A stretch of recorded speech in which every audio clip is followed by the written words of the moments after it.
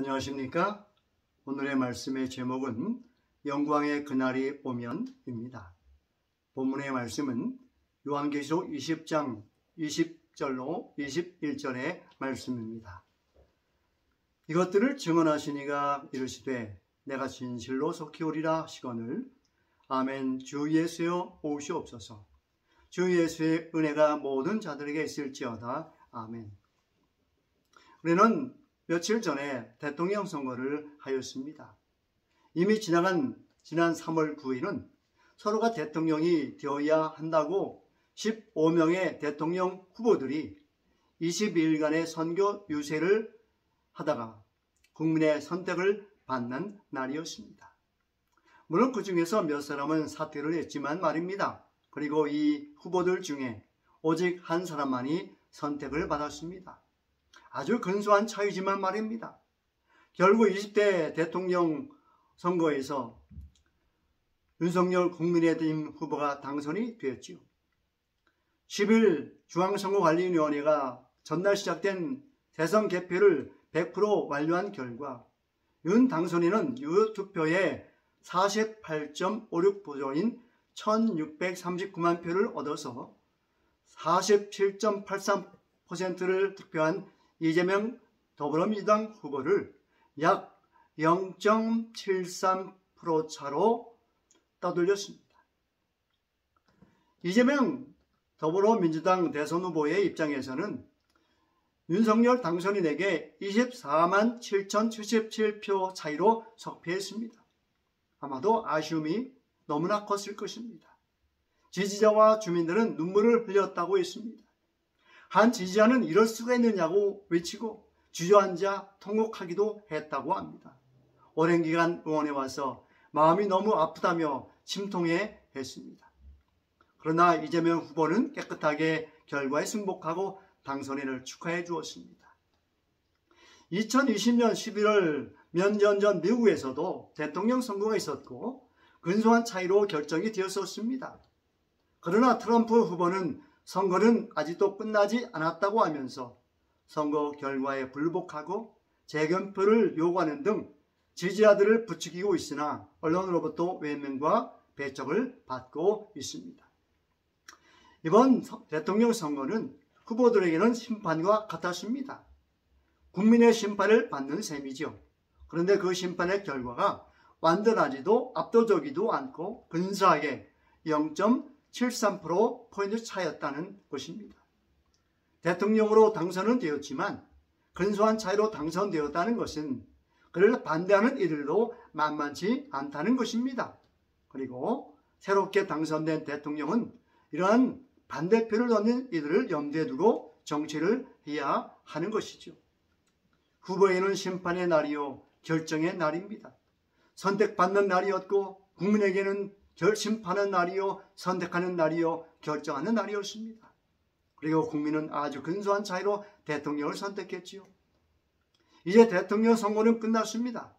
갈라진 민심을 하나로 모으고 단합시키는 것이 과제입니다. 그 가운데서 우리는 여전히 대한민국의 국민으로 살아갈 것입니다. 이제 또 다른 한 날이 다가오고 있습니다. 언젠가는 모르지만은 그날이 온다는 것은 분명합니다. 누구도 피해갈 수 없는 날입니다. 그날은 바로 예수님이 이 세상에 다시 오시는 재림의 날입니다. 성경에 수없이 반복되고 있는 날입니다. 우리는 그날을 간절히 기다립니다. 그날은 우리의 소망입니다. 오직 그날을 준비하며 살아가는 하나님의 자녀이며 하나님 나라의 거룩한 백성들입니다. 그날은 바로 여호와의 날입니다.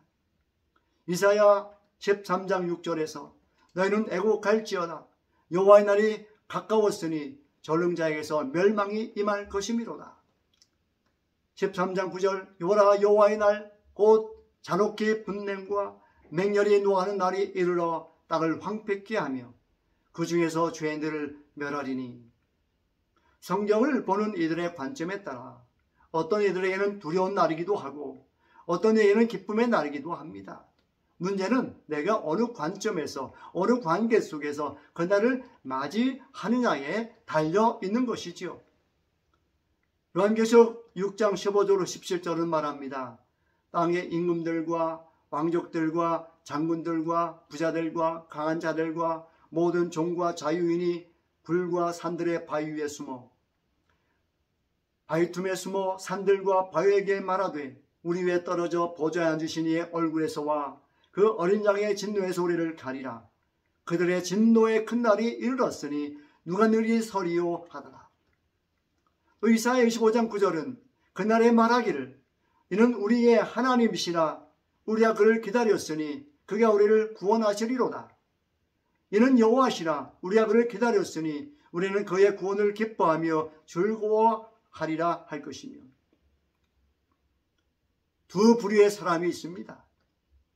산과 바위에게 부르짖는 무리가 있는가 하면 주님의 오심을 기쁨으로 맞이하는 이들이 있습니다. 우리가 예수님의 재림을 간절히 소망하며 맞이하기 위하여는 성경의 인도하심을 따라가야 합니다.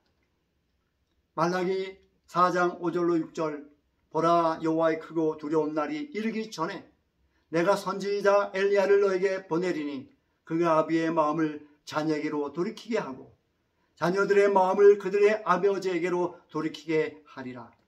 돌이키지 아니하면 두렵건대 내가 와서 저주로 그 땅을 칠까 하노라 하시니라. 여호와의 크고 두려운 날이 이르기 전에 주시는 선자의 기별을 듣고 돌이켜야 합니다. 침례 요한은 초림을 준비하는 선지자 엘리야의 사명을 가지고 이 땅에 예수님 앞서 온 선지자였습니다. 누가복음 1장 17절 그가 또 엘리야의 심령과 능력으로 주 앞에 먼저 와서 아버지의 마음을 자식에게 거스르는 자를 의인의 슬기에 돌아오게 하고 주를 위하여 세운 백성을 준비하리라. 예수님은 마태복음 17장 12절에서 내가 너에게 말하노니 엘리야가 이미 왔으되 사람들이 알지 못하고 임으로 대우하였도다. 인자도 이와 같이 그들에게 고난을 받으리라. 마태복음 11장 14절에서 만일 너희가 즐겨 받을진대 오리라 한 엘리야가 곧 이 사람이니라.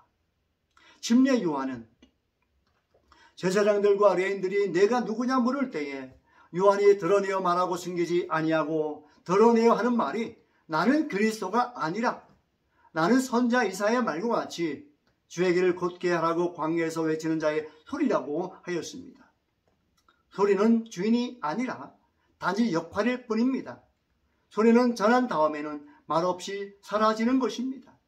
그래서 침례 요한은 그는 흥하여야 하겠고 나는 세어야 하리라고 한 것입니다.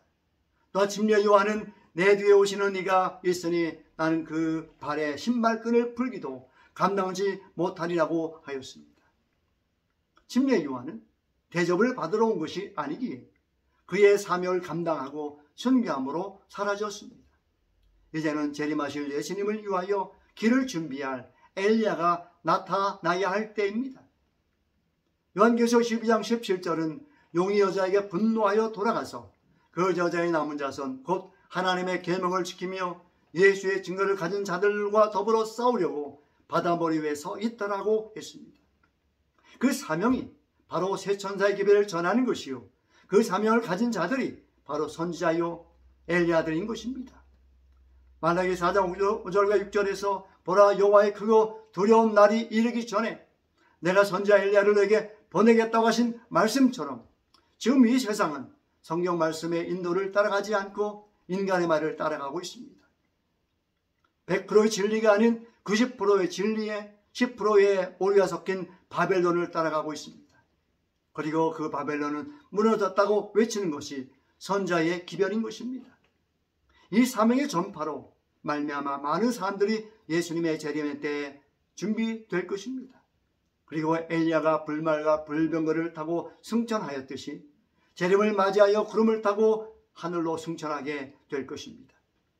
우리가 간절히 기다리는 그날이 반드시 옵니다. 그날은 심판의 날입니다. 그래서 여호와의 날이라고 하는 것입니다.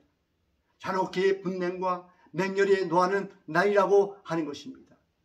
대통령 선거에서는 한 사람만이 선택되었지만 그때는 예수님을 영접한 모든 사람들이 구원을 받습니다. 우리의 기별을 듣고 우리의 이웃이 우리의 가족이 내가 구원을 받습니다.